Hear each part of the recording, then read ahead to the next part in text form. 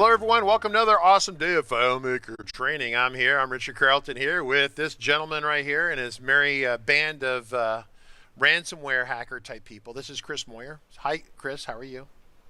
How you doing? That's Chris. We're having a very awesome day. Today is day 2 of 2. Someone said, hey, are they coming back today? Yesterday was 1 of 2. Today is 2 of 2. So today is an active demo and more conversation about ransomware. Really, it's hard to even compress this fully into a couple days, but today is going to be more of a practical application. And so we've got Heidi there and Chris there from what I refer to as Port Moyer, but it's a Moyer group. But they're fantastic, a lot of big community contributors. And then hiding over here is, if I hit the button, is Wim Decorte. Hey, Wim, how are you? I got a wave, a courtesy wave. That's what my wife does. Hi, honey, how's it going? I just get a little wave.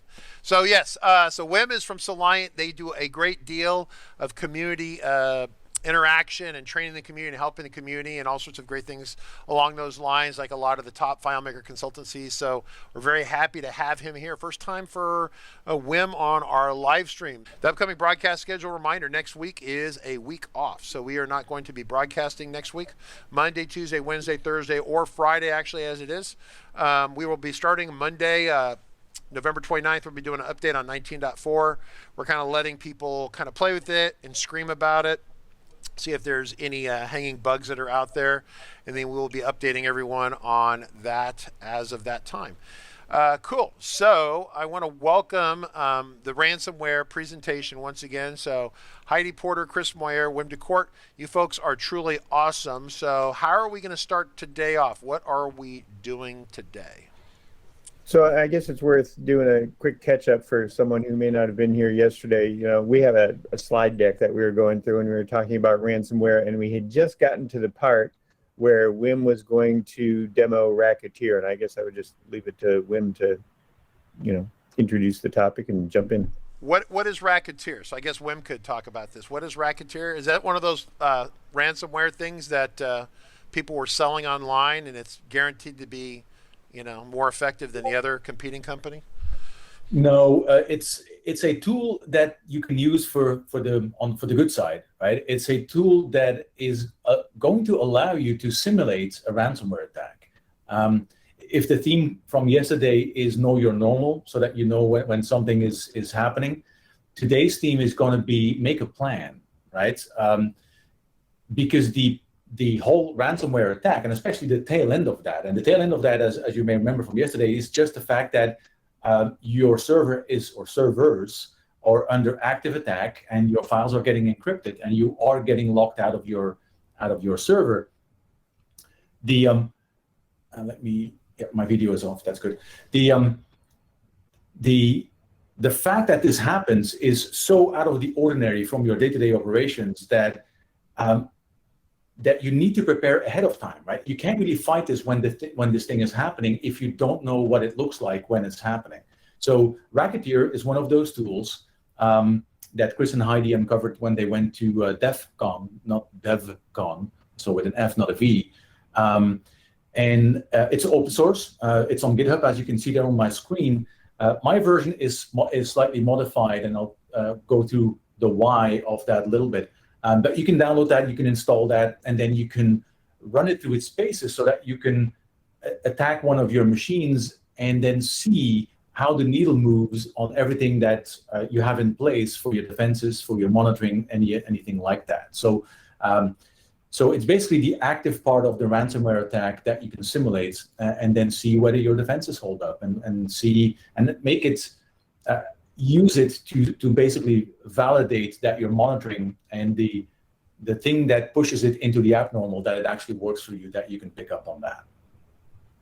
Cool. Excellent. All right. Yeah, you're showing your screen right now. So, okay, cool. All right.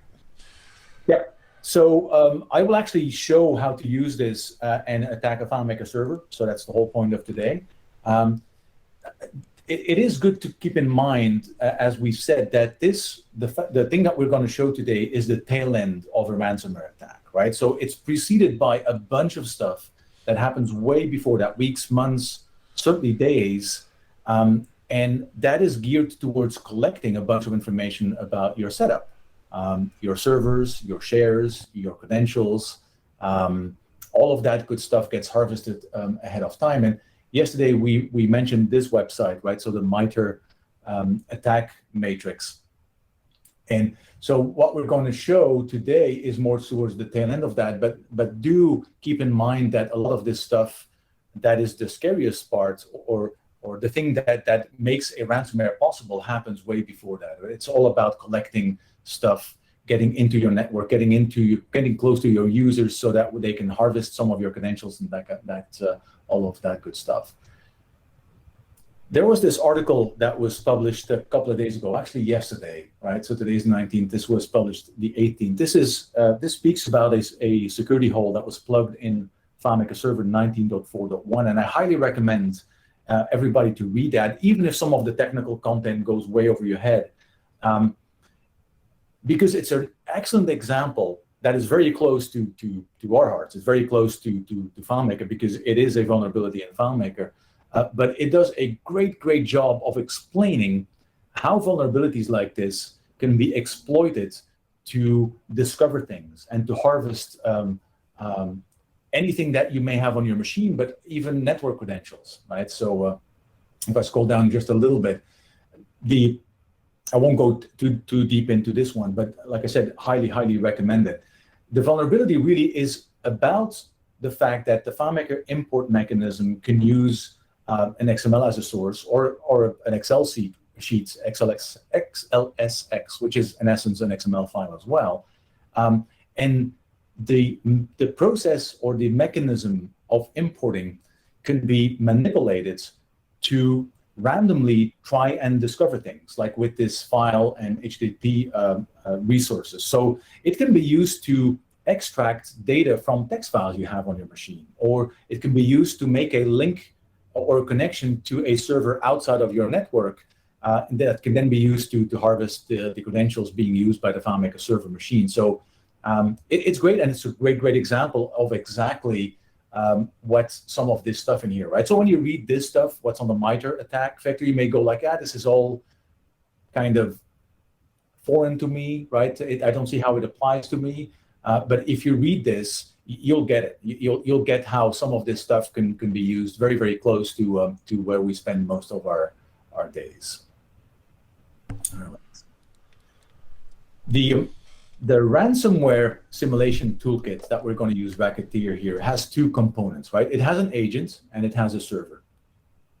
Now, the way that it typically works, and this is not specific to Racketeer, right? This is how ransomware attacks happen for real, because obviously the simulation toolkit is meant to be as close to the actual thing as possible. Wim, I'm going to interrupt you just real quick. Can you move this box out of the way right here, because we can see that, and this in a corner or something, or somewhere, or on the screen, or yeah, perfect, thank you.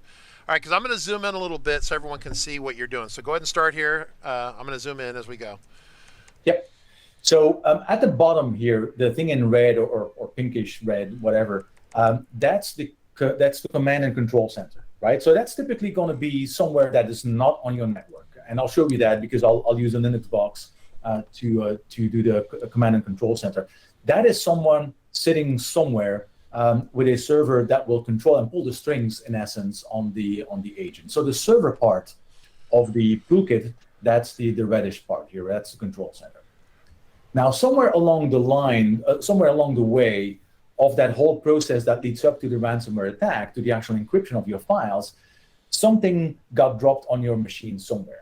And in our case, we'll use a FileMaker server, a Windows box. But it could be anything really. It could be some IoT device that you have. It could be one of your routers or switches or anything like that, right? But something got installed or made its way into your infrastructure. That's the agent part. That's the blue thing that we're looking at here. And I'll show you how I run the agent in our case. But so I'm not going to show you how to get that on your machine. That happens a million different ways along the way, but your infrastructure got infected, right? You got a piece of malware. It may not come up as malware necessarily because it may not do many things that typical malware does, because in essence, all it needs to do is respond to whatever the control center sent it, right? So it's just an agent. It doesn't have to be malignant in and by itself. which is sometimes why it's so difficult to pick up on that. Now, the agent will get activated by the control center. Then whatever the control center tells the agent to do can propagate down to the rest of your network, right? If you have network shares that are mapped to the machine that has the active agent on it, then it'll propagate down from there. But it could be really anything that the bad guys have collected of information along the way of your network is going to be included in the instructions that they send to the agent that are going to get executed. Right? So the toolkit is meant to replicate all of that very closely, like the real thing. All right. This is the machine that we're going to attack, right? So this is one of my AWS boxes. Nothing fancy about it. It runs FileMaker server. Wim, this is an EC2 box, like a T2 medium, or what are we looking at? Just out of curiosity. This is probably a T3 large. Okay. Because it's one of my boxes that I use for ETS. Okay. Most of the time. Perfect. So you can see this actually runs a slightly older build. It's not the release build is like 41. So this is an ETS build. But it's happily doing its thing. It's being FileMaker server, so nothing fancy about that. Now, somewhere along the way, my machine got infected by an agent, right? So I've got the agent here, so I'll go ahead and execute that. And obviously, typically, you wouldn't see what you're seeing on the screen now. I just run the agent in debug mode so that we can actually see that it's doing something. But this would all be stealthily doing its thing. But you have it there, right? The name of the agent in this case could be anything. It's going to have some innocuous name for sure. Mine is called File Connector. But you can see every 5 seconds, it's trying to get in touch with its master. And in this case, it fails because the master is not actively listening. So let me just, so the red is really hard to read through here. So what does that say? It says get an error occurred while sending the request. So it's trying to talk to your command and control. Is that what you're saying? Yep. Okay. It's trying to contact the control center, and it's failing at this point because the control center isn't there. Okay. All right. So this is Termius. That's basically my SSH client that I use so that I can touch any of my Linux boxes and Raspberry Pis and whatnot. So I'll fire up a second machine. This is going to be the control center, right? So this is machine not in the same place as your FileMaker server machine or any other machine that's under attack. In my case, it's just a plain old Ubuntu machine. Nothing fancy here. And I'll run the server. Right, so this is Racketeer server, right? The other part that I showed that was trying to connect, that's Racketeer agent. This is Racketeer server. So I'm the bad guy at this point, right? I'm sitting behind my Linux server somewhere far away from your infrastructure, but I think it's time to initiate the attack, right? I know that the agent made its way. I've collected a bunch of information about your setup, so for me, it's time to go and attack you. So the first thing that I'll do is I'll activate that agent. As you can see, these are just the, no need to say, well, I'll never remember that. That's just the commands that Racketeer makes available, right? So I have no active agents. That's what it's saying, telling me, meaning I have no active agents that the control center, I'm talking to. But I have this agent here that is in pending mode. So I'll copy it to UID, and I'll activate it. And that one is now activated. So if I do activate again, you'll see that it's now in the active column, if you will, or in active mode. I'll send it the master key. The master key is just part of what real malware or these kinds of toolkits do, right? Because one of the things that I want to make sure is that the agent knows that it's me talking to it. So I've configured it with a master key. So I'll send it the master key so that it knows it's talking to me and that it's okay to receive instructions.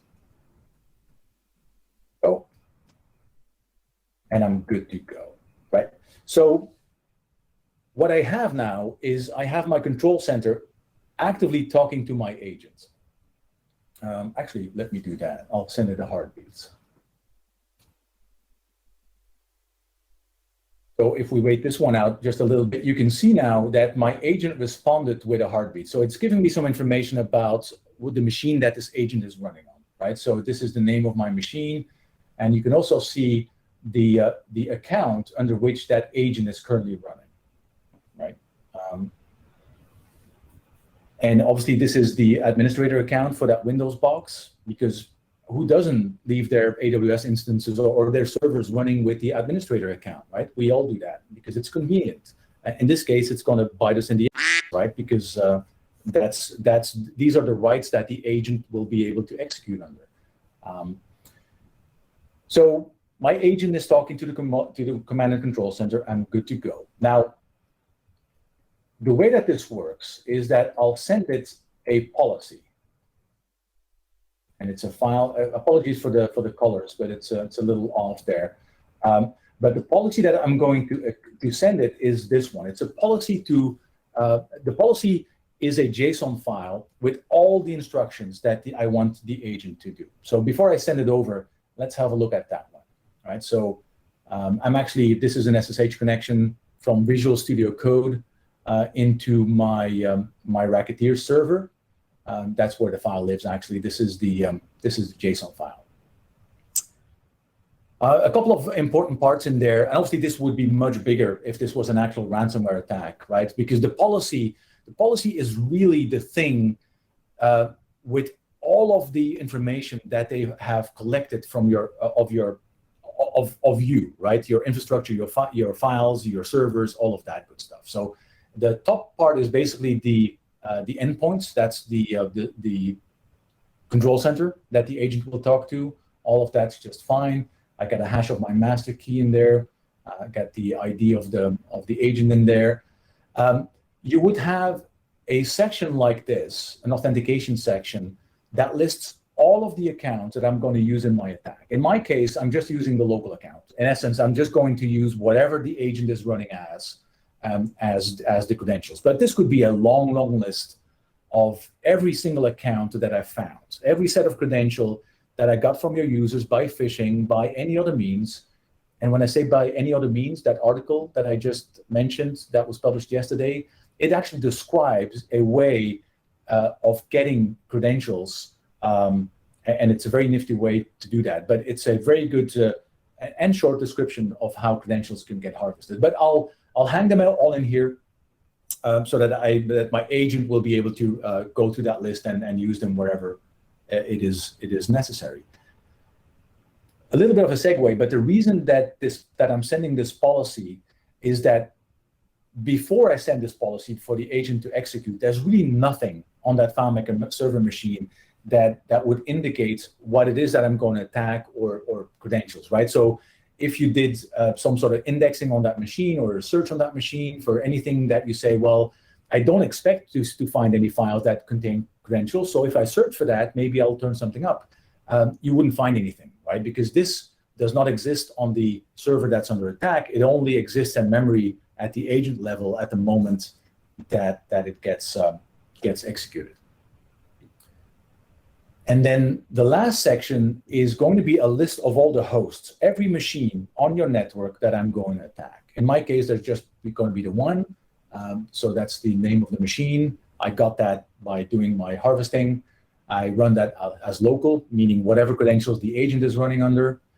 This is going to be a master encryption key in case that I don't specify one down there.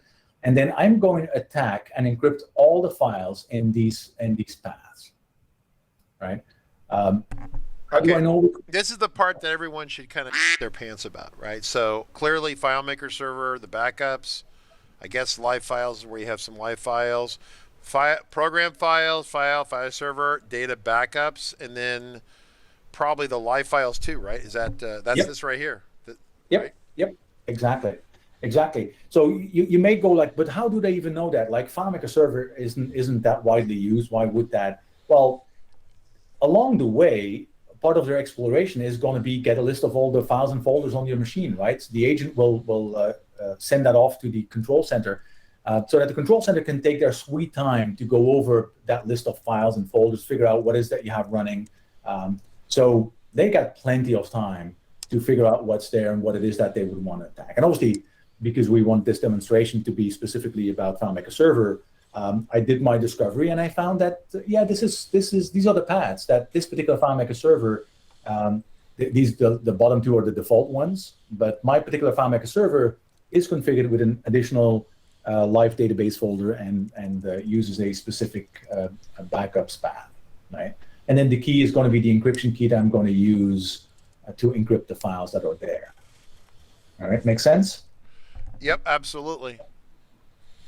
All right, so before I send this off, let's make sure that we have this one in proper view. Let's open, well, that's this one. Oh, that's my backups. Yep, so this is one of my, got some backups here. So if I open this folder, leave this one open, what you'll see here is that these, whatever is in here, are going to get encrypted when this whole thing fires off well. All right, so that's this one up. Back to my... Before you fire, are you about to fire it? Yep. Okay, I have a question. So we talked about know your normal. Are you going to do this a couple times? Because it seems to me part of knowing your normal is like looking at your understanding what your machine's load levels are and memory and stuff like. Does this thing kind of take a hit when it starts encrypting stuff? Does it cause your machine to max out processors and things like that? And it kind of depends on what kind of files you have, but we're not going to look at any monitoring that we have going. But yes, right. The act of encrypting, there's two things that this particular one will fire off activity-wise. One, just like any encrypting, it's like zipping, if you will, right? Like any encrypting will generate a fair amount of CPU load, right? Probably more than you're used to seeing at whatever time that this executes. That's one. The second one is the way that these encryptions typically work is that they will take a copy of the file, encrypt it, and then delete the original. That's for malware that uses the file system, actually, right? Not all malwares that use encryption use the file system, mind you. Some of them basically go to the inode level, basically the level below the file system, and start attacking that, which your monitoring may not pick up if it's just looking at the file system. And there's also to counter, because a lot of defenses have been around detecting unusual CPU load that is being generated by the act of encrypting.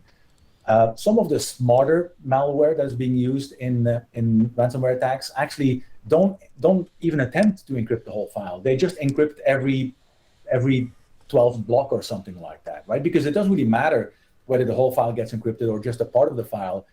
You don't get to use it anymore, right? Even if it's just partially encrypted, right? So it's an ongoing battle between trying to detect these things and how smart the attackers are. So keep that in mind. So this is not a static battle. It's not about like, oh, I've done this once, I'm okay. This is a continuous battle. A continuous, ongoing, yeah. Okay. Yep. All right. So this is my FileMaker server. This is my agent. I'll send it over, and I say, yep, it's okay to send this. All right. So if we go to here, you can see in the background, oops, this file got encrypted. You can see all the activity right there. Yep, my backups got encrypted. All right. So at this point, it's basically going to go through all of these files and folders that I specified and encrypt all of them.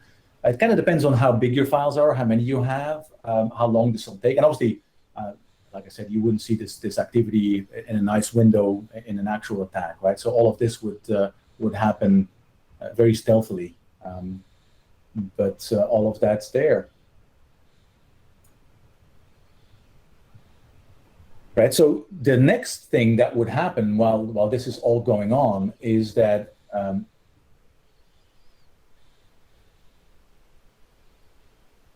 hide message, right? Because now me sitting at the doing my evil thing here at my control center. Once I see, and actually with Racketeer, right, what you see there in the background in that PowerShell window, if you will, on the Windows server, I can actually see that here live if I wanted to by requesting the agent to send the logs to me. So remotely, I can check up on the progress that it's doing. But at some point, I need to let you know that you've been that a ransomware attack is going on, right? So this one is done, right? So it's going back to sleep. So all of my backups are now basically toast. So I'll hold off on that message because typically that's what would happen now. So if I go and open another one, because there's one thing that I want to show, live files right here, right? So my FileMaker server, of my live files that I'm hosting, right? So only this one here, the top one, was actually open in my admin console. The other ones were closed. So any file that is closed got encrypted, right? This one is the file that FileMaker server had the lock on because it was actively being hosted. And you can see that this one didn't get encrypted, right? That's because this particular piece of malware is kind of dumb, right? It detects the fact that there's a handle an open handle on that file, and it's just like trying to touch that file with anything else, right? FileMaker server has a lock on it, and the file system will say, "Hey, can't touch this." Something else has a lock on that. However, don't get fooled by that, right? Because I'm using, actually, this is from Microsoft. That's part of a Microsoft tool that I'm using in my malware here. There's a thing called handle. And I'm using that to detect whether there's a handle or not so that I can skip the encryption. But if I really want it to be nasty, I can use the -C switch here on that handle, and that will forcibly close the specified handle, right? That's basically me telling the operating system, I know the FileMaker server has the handle on it, kill it, so that I can get access to this file. Oh. Right? So you could forcibly bypass the fact that it's open and Yep, encrypt it anyway. yep, actually, absolutely. Now, FileMaker server is not going to be happy with that, right? So this could be the thing that makes FileMaker server crash. But certainly something nasty is going to happen to that file when I do that. But it lets me, as the attacker, get around that fact that FileMaker server has a file open and still encrypt that file, so that I can make sure that I have a complete set of encrypted files. Right? So don't get fooled by the fact that FileMaker server has the files locked, because that's not a valid protection. And also, like I mentioned, there is malware that is going to attack at a level below the file system, where some of these locks don't exist. So that's all going to be good. Right? Back to here. As the attacker, I'm now going to say agent self unhide message. So what does that do?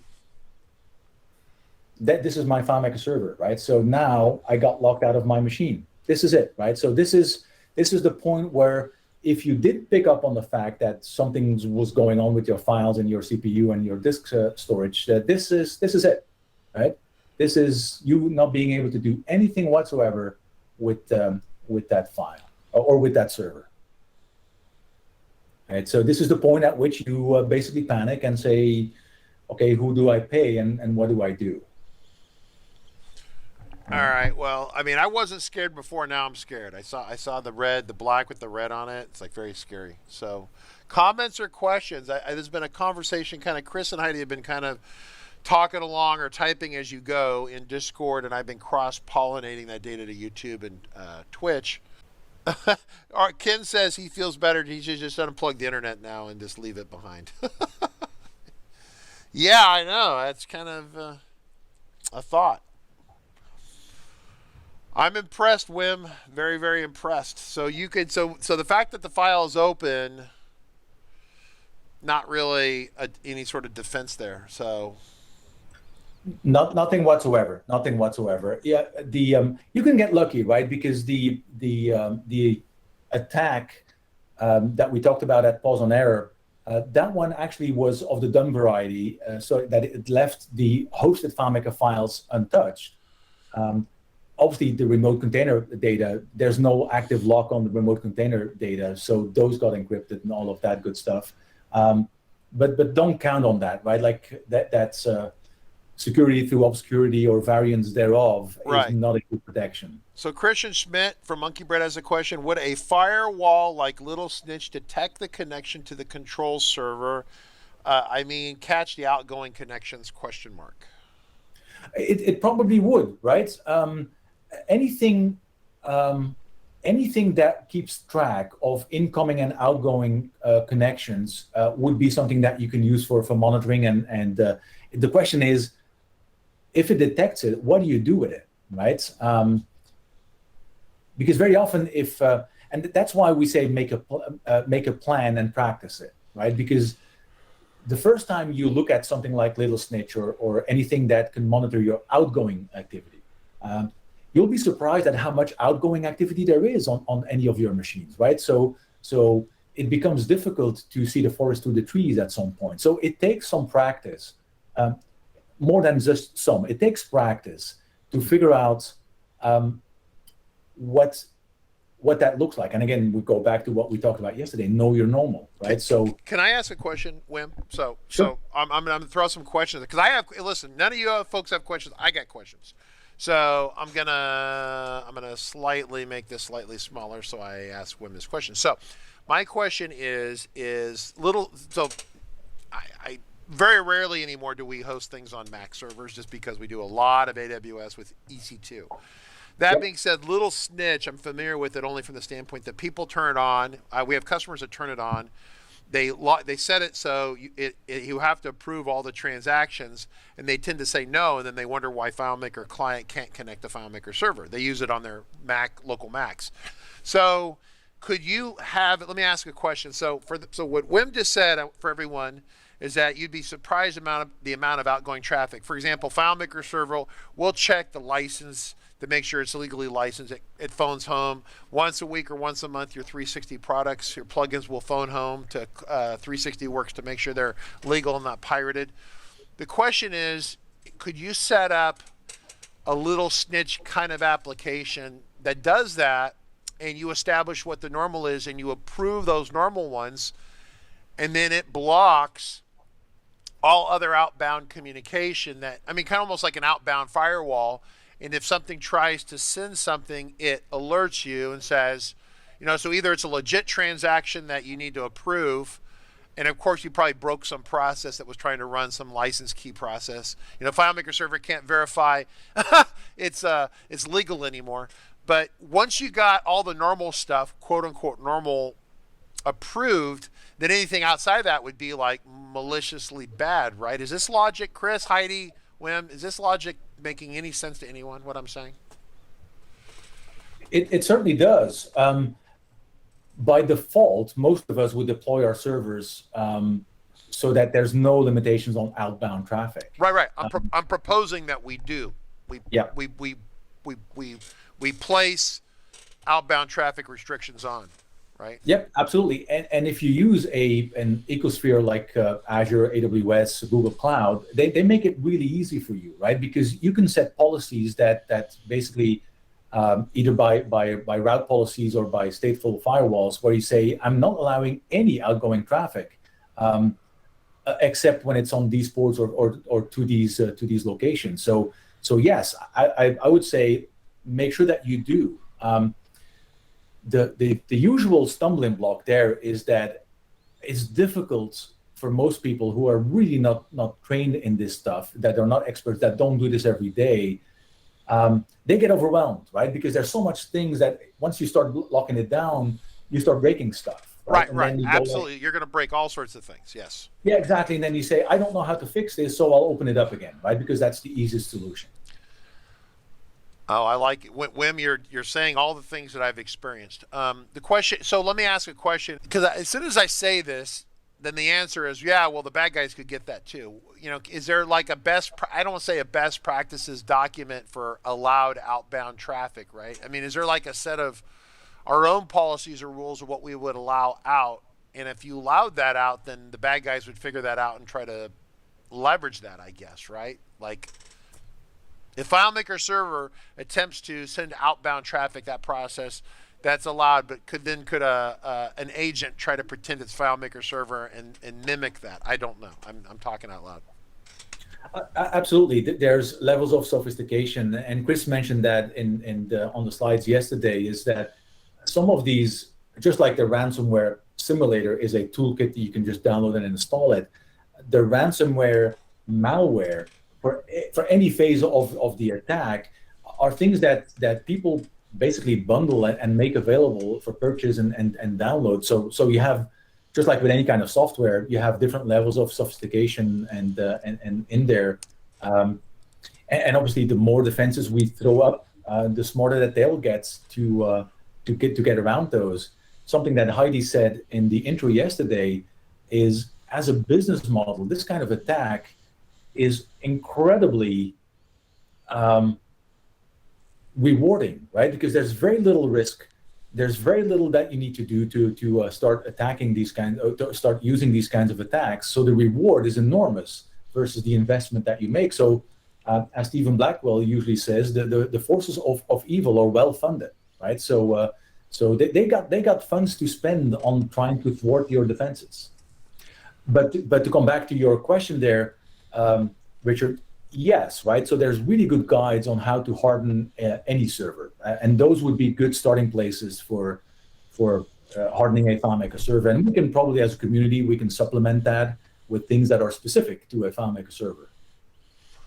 Yeah, I mean, at the end of the day, I think that from our perspective here, being FileMaker people, I mean, obviously, Wim and you and I have larger responsibilities besides just FileMaker servers. We're responsible to the organization itself.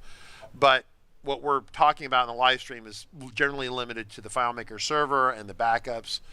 And so I'm just thinking about speed bumps, the obvious speed bumps to hit. So I know on our servers, we restrict the, as we set up, even with our customers, we set up an EC2 server, there's only like 2 IP addresses that are allowed, or whatever, how we set that up. The inbound access is very restricted in terms of getting on the machine, right? Through the identity management with Amazon.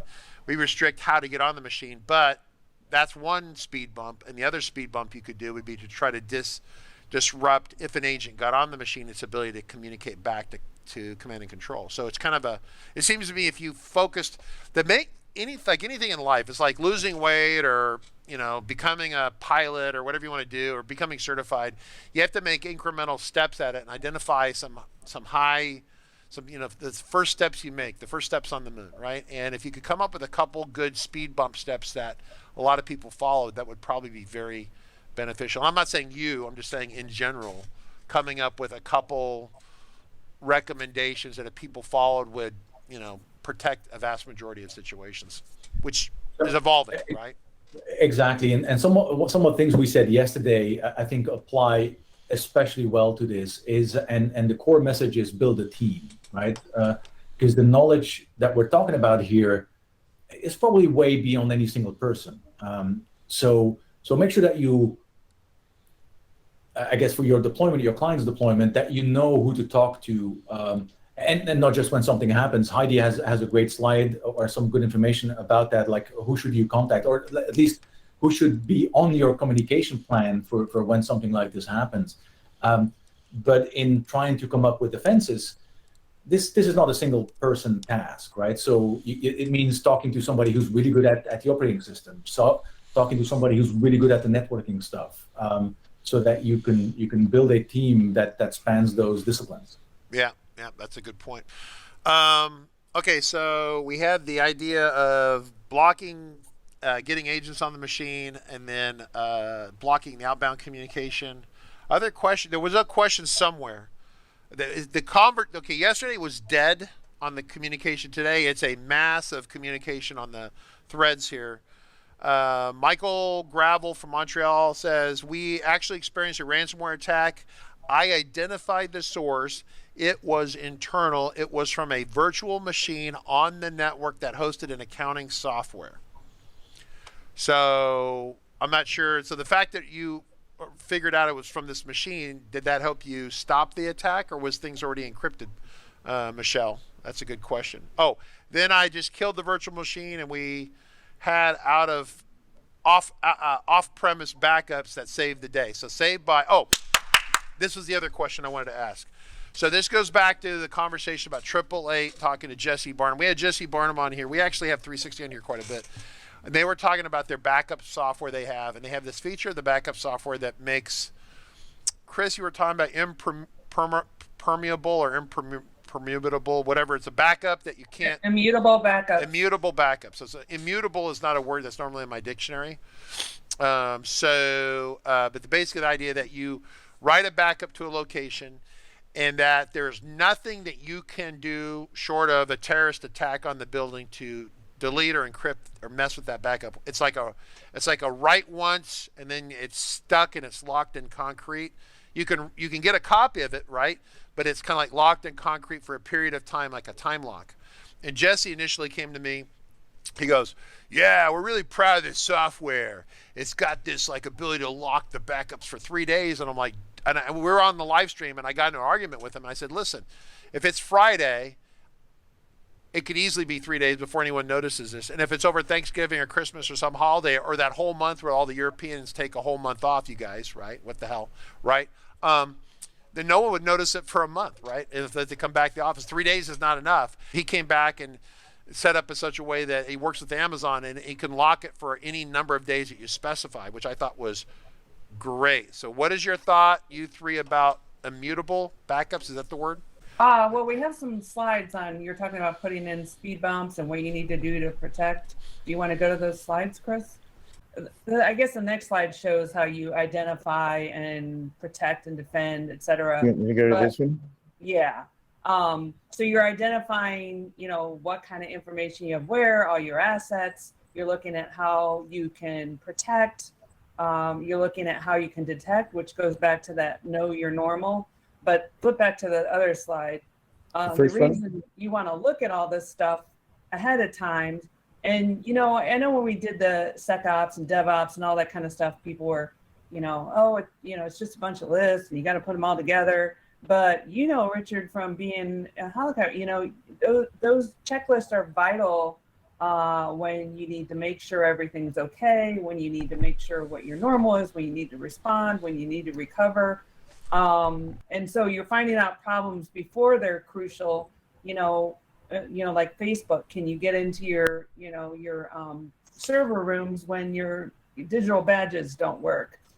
Do you know where your passwords are?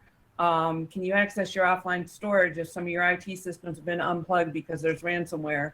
And are all your patches up to date? Because patches are the number 2, according to KnowBe4, the number 2 source of ransomware infiltration. So doing this ahead of time is important. The lack of patches or not patch or a bad patch? Not being up to date. Yeah.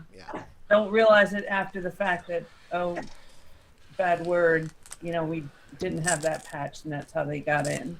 Yeah. So there's absolutely, we had a customer who never ran Windows updates for 4 years, and she got, she's a target from it's a long story, but yeah. So checklists, very important checklists. We talk about checklists for people. The more important the job is and the more likely it's going to cause problems or try to kill you is why we have checklists. And so for those of you, this is checklist, right? Checklist. This is my Bell 206 checklist, right? And so pilots, we use checklists all the time. This is the one that sits on my knee and I read all the information off and make sure I don't forget stuff. And as you build a server or you start to have building the server is one checklist, but then also you're working at a checklist, and it's something that we don't have well enough at RCC. Obviously, we need to work on this, is having the ransomware what happens checklist, right? And making sure you have a speed bump and a recovery plan. I really like all this. Do you know if you're going to pay the ransomware? We'll talk about what is the plan after we get through some protection speed bumps, because that's probably the most important. But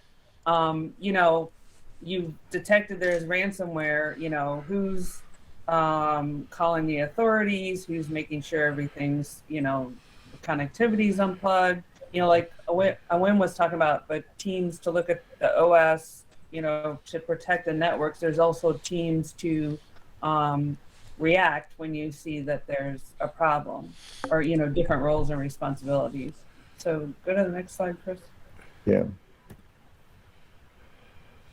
So, that gets into this respond area and then recover. Can I ask a question? Can I ask another question here? Right. Because some of this is that to simplify the response as much as possible. It's going to be stressful. So the simpler the checklist, right? Like, unfortunately, the more complex things are, the longer the checklist. And you got page after page after page of checklists. And this gets back to something you guys talked about at pause that we haven't mentioned here, is that some of these, so, and Wim has said this several times, but he hasn't walked the conversation all the way through. There can be a ransomware attack that operates below the file system, almost at the, almost like what we used to be called the BIOS or the EEPROMs. You know, EEPROM's an old term, but the virus actually, or the ransomware agent can write itself not into your RAM or into the hard drive, but it writes itself into your BIOS or EEPROM. Is that, do I have that correct? That's a possibility? Yep. Yep, absolutely. Right. So at Pause we talked about where some of this malware operates at the kernel level, right? So it doesn't have to touch the file system or ask the file system to copy a file. It can just touch basically the drives directly and the inodes and all of that good stuff. Okay, so I have questions now. So follow up on that. So what means that if the agent is in there, and you won't know if the agent's in there, but so basically, if you take what Wim just said and understand that you could even rip the hard drive out and put a new hard drive in, it won't matter because the agent is on the logic board of your computer. That means that the computer is a throwaway, right? Literally, you can't fix it. It's better just to put the whole computer into a metal shredder and shred it. If we talk about Amazon AWS, let's talk about that for a second, because a lot of us use EC2. Can they do, I mean, normally, remember it's a virtual machine, so if you blow out the virtual machine and rebuild the virtual machine, does that clean this up, right? Question. I'm asking a question, right? Do you know, Wim? Yeah, there's ways that you can totally wipe everything that's there, even at the most basic level, right? So it's sort of like doing an EMP on the whole thing and installing right. even the firmware from scratch, right? No, absolutely. Well, that's what I'm asking, because so we have some customers, some on-prem Windows servers, and they run it themselves, and they think that they're IT gods and all this kind of stuff, and I'm like, you guys, whatever. But if the machine is ransomwared, you throw it in a metal chipper, that gets expensive. But if you're using Amazon and you blew out the instance entirely and built a new instance, and then you use Jesse Barnum or some similar way of having immutable backups, you could reconstruct the server fairly straightforward without a chipper, right? Is that? Absolutely. That goes to the complexity and the need for having multiple people with different disciplines in the team, because there's got to be some forensics at some point, right? Like, say that you have physical machines and those got attacked. At what point do you know that it's safe to reuse those, right? With virtual machines, you don't care because you build them from scratch, right? You don't use clones, you don't use any of your snapshots, you build them from scratch in a different virtual and different VPC, and basically away from everything that you had before. And because it's infrastructure as code, that's relatively easy to do. And more importantly, you can prepare for that ahead of time, right? You can make all your stacks and all of that stuff so that you can basically pull a trigger and all your infrastructure gets stood up separately somewhere else. With physical machines, that's different. But without doing that forensics work, you wouldn't know when it's safe to use that box again, right? And can you do that? Can I do that? Probably not. It probably takes somebody with a few more chops. And if you don't know that, then set it aside. Okay, so back up. So I'm just going to say something. You're being really nice about it, Wim, but let's just say this. If Wim can't do it, then ain't no one going to do it. So if your machine gets ransomware, Wim says he couldn't triage it, and he's one of the smartest people I know, then if your machine gets ransomware, it's a throwaway. And so can I make the case that maybe part of this conversation is about using virtual machines? Because you have two parts of the conversation. You have the, like, we're dead. How did we become dead? It's this triage, the forensic, the CSI investigation after the bodies are everywhere. Who killed them? How'd they die? And what happened? But the other part of the organization is that the organization is down, and there's this impetus to get the organization back and running again. It's almost like you have two different things that have to be handled at the same time. One's a restoration of service, and the other one is forensics. If you were on Amazon, my inclination would be to blow the server up, melt the server, and then spin a fresh one up, use the immutable backup. That would get you a return to service with the assumption that whatever bad thing had happened would not immediately happen again to the second server, right? I'm talking out loud, but No, it's a valid point. And on one of Heidi's early slides from yesterday, one of the statistics there was that the average outage after a ransomware attack was about 15 days, right? So purely from a business continuity point of view, you got to think about that. And business continuity, that's the word. Yeah. So, and as consultants, we need to have that conversation with our clients, right? Like, what if you have to work without any system whatsoever for a day, 2 days, 3 days? What would you do, right? Pen and paper? Maybe that's the answer for a short while, but there's got to be a plan to bridge that gap and get them doing their business even without their systems for a while. Clearly, you don't want to be 15 days without a system, right? That you've got to have a plan that kicks in after a day or two or something like that. We had a conversation with a client that their whole system is on FileMaker. That's why they came to us to talk about these things. And their FileMaker server is in the cloud, but their users are all within the same office. And the owner was worried about ransomware attacks, and we talked about some of that. And they say, well, the fact that you have a bit of a hybrid going on here, because all of your machines are inside the network and are fine in one location, but your FileMaker server is in the cloud, there's a logical gap there, right? That even if your office gets attacked, provided that there's no jump points, like that nobody's running the FileMaker server with a shared drive somewhere, right? Mm-hmm. If you don't have those jump points to your FileMaker server, then at least your FileMaker server is going to be unaffected. It may mean that all of your users lose the use of their machines, but maybe the plan is as simple as somebody having a credit card, being able to go to Best Buy, get a couple of laptops, go home, and work with them, right? I'm clapping. Absolutely, I'm clapping. It's a simple plan, but if you put that on paper and you make sure that somebody knows where the credit card is, and somebody knows where the installers are for your FileMaker Pros and where the launcher files are, maybe that's enough, right? But it's got to be a plan. Yeah, it has to be thought about in advance. All right, so we already talked about this, know your normal. And, one of the things when you're monitoring is, like what you said before, like disk space usage, some processor activity, your antivirus isn't running anymore. We talked already about immutable backups. So these are all kind of little speed bumps, right? You could disable PowerShell, although they could also start it back up. Some of the sophisticated ransomware can. And,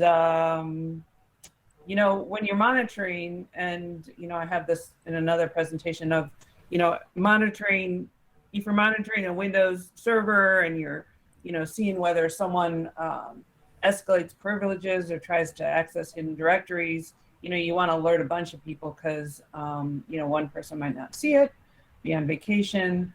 And then, I think a really important thing to know is, that email phishing is the #1 infiltration mechanism for ransomware, according to KnowBe4. And I know they do sell phishing training, but I do believe that that's true.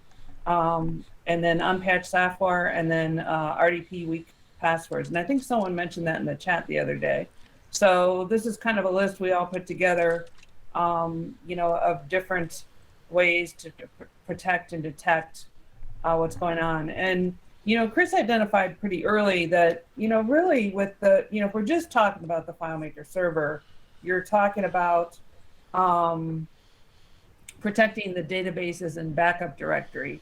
And so is the next slide about that, Chris? It's about this. Yeah, so a lot of times people think I'm the boss, but if it's outside FileMaker, Chris always tests me with it. So, one of the things he said, well, hey, can you just write a PowerShell file or PowerShell script that detects whether a new file is being created, right? And then sends an alert out. And so, one Saturday I did that, and that was nice. And then I read that, you really should disable PowerShell. So, that's not really going to be useful. But if you have a PowerShell script that says, hey, a new file is being created, it must be in there, that could be good, one speed bump for the unsophisticated ransomware. The other idea we had was, hey, well, write a script in something that's kind of obscure, like WinBatch, that you might not turn off, or they might not notice.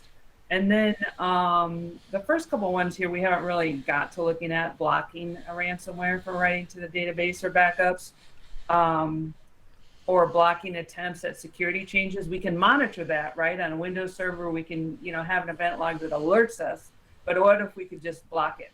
No, this is great, really great. And hopefully, people have been learning from this, because today, the idea is to walk away with some sort of actionable something. If you pick one thing and do it, help everyone here who's not Heidi, Wim, and Chris. Pick one thing that you're going to help your organization with and do it. Take it home and do it. Pick one thing. Do immutable backups. Pick one thing, and then next week pick another thing. Right? But these are all areas that we can look at. You want to go back, because you guys talked about it. Pause quite a bit. It was the name of the business that did the helped you beat your staff into submission by not clicking on emails. It was they try to fake your staff into clicking on emails. What was that? Hey, Chris, share the slides again.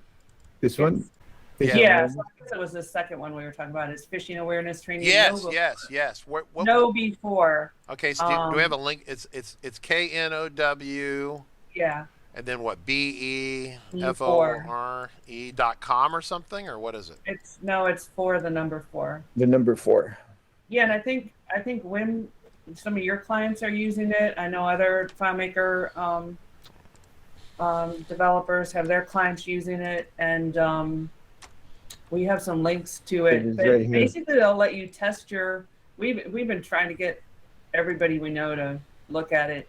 They have a lot of good resources where they have, just free things like here's different attacks, different malicious URLs you can watch for, how to spot them. What else do they have? Any little infographics you could put up in your office if people are in the office. Yeah. So they will they will target your staff and help send. There was one I liked. It was like bogus email. Like if someone sent me a bogus email about turbine helicopters, I'd be like, oh, click on every possible link in there, right? And then it'd be like, no, bad boss, knock it off. But they help. Well, you can also make some up yourself too, Richard. Yeah. You can, you can. Yeah, I believe. Yeah, like my director of coaching, I would send him an email on frisbee golf. If it's about frisbee golf, I mean, he'd click every last link on the planet. He loves it. So yeah, so this is a company, and is it real expensive, or I mean, some FileMaker people, they don't have tons of budget. So how Do you know how much it is, Wim? I don't. Is there pricing? My recollection is that it's not that expensive, and it's certainly worth its money. Okay. Oh. Yeah, well, so phishing attacks is one of the ways that people really get in. They get onto your users' computers, and then they try to jump sideways into infrastructure stuff, email, things that'll really clog up a business, right? So, email, databases, things like that. So. And I think for everybody, it's worth getting on their email list, because they send out some good information or some, latest kind of attacks that are out. And so, I'm not paying anything for them, but I get some good information from them.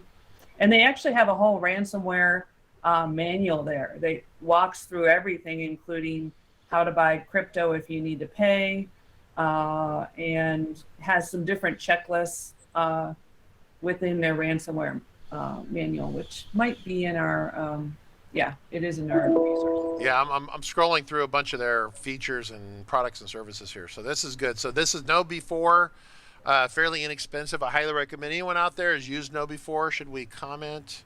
Oh, there's a lot of conversation I've been missing. So David Angel says, thanks. Useful. I use the Fortinet, Fortine firewall with annual subscription.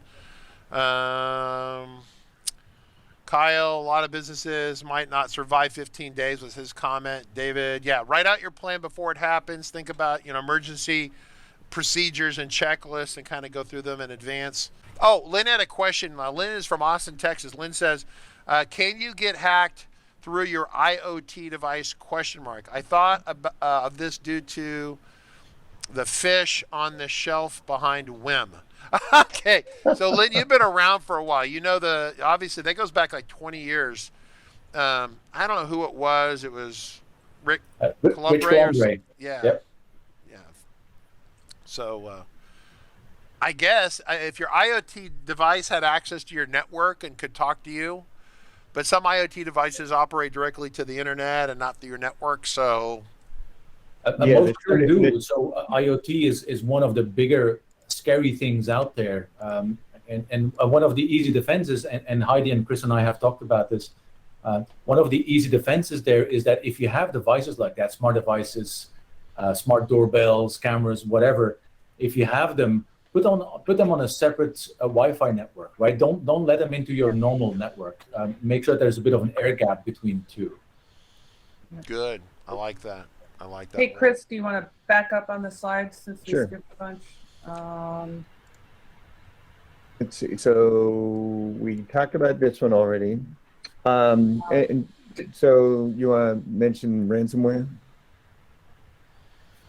Yeah, so, or do you want to talk about so just back to the defense slide, because you jumped around to go before. Yeah, so Chris had this other idea of, like we talked about, you can go below the file system, right?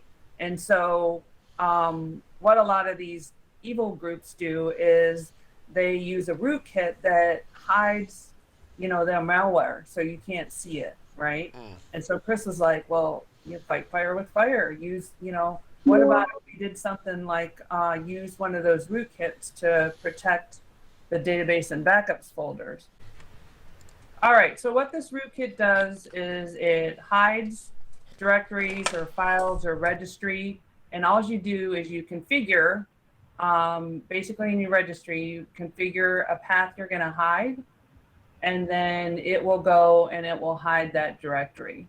And for some reason, the test console is not working at this time, but basically what would happen is I would inject the Explorer with this rootkit, and FileMaker server and the backups file would no longer be seeable by Explorer. And you can do this with dir. And so if your ransomware agent is enumerating with dir or with Explorer, it's not going to see those directories anymore.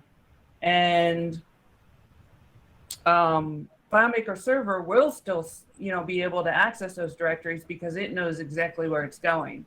But again, this was to fight fire with fire of, we could hide the directories from that. Remember Wim showed how you go out and do reconnaissance and you try to find the directories. We could hide them. But unfortunately, my test console is not working right now. So, well, Heidi, I think that, so basically we're saying you're offering a radar absorbing stealth coding to FileMaker so it's invisible to the ransomware, which I like that. Yeah. So we're gonna have to bring you back for a stealth bomber episode update on how to make your own personal FileMaker server stealthy. It's invisible on radar, which is awesome. Very cool. Very cool. All right. Any other final questions from people? Heidi, I think this is very valuable. I think it's almost deserves its own little 30-minute little video per se. But any final questions? Oh, WJ Warner said, how would you mitigate running a disaster recovery drill? He says that, Wim, how would you mitigate this after the point of alert, restore from backups on a new server, other process? Yeah, WJ, I think we've established that if you have an on-prem server, unless you can validate that the firmware of the server has not been tampered with, the BIOS or whatever you want to call that on the computer, that machine's essentially a throwaway, which is why if you have a virtual server on Azure or Amazon EC2, I think it's easier to blow the server up and get rid of it because it's all virtual. Yep, I want to take us back to one of Heidi's very first slides from yesterday. Again, in those stats, the one that we talked about, that an average outage takes about 15 days. Another important stat was there that 80% of those who got ransomware attacked got attacked again. So clearly, getting rid of bad habits is very difficult to do, but that's exactly what we're after, right? I would say this is just like what Heidi, Chris, and I are doing. I think thinking about good ways to protect and good approaches, speed bumps we can throw on the way, frameworks for making a plan, frameworks for monitoring what it is that we should be looking for. I see it as a community effort, right? So let's keep this conversation going, and here on community.claris.com, anywhere we can, to make sure that we sort of like build up a knowledge base of sorts. Absolutely, I agree. I think this has to be an ongoing conversation, and I want to thank Heidi and Chris for bringing this out. All right, everyone. Well, we appreciate it. Next week we're off. As a reminder, FMtraining.tv will be taking a week off from our daily live streams. And I want to thank at the bottom of my heart, thank you very much, Mr. Wim, Chris, and Heidi for bringing all this great material to us. We really, really appreciate it. All right. Well, thanks for having us.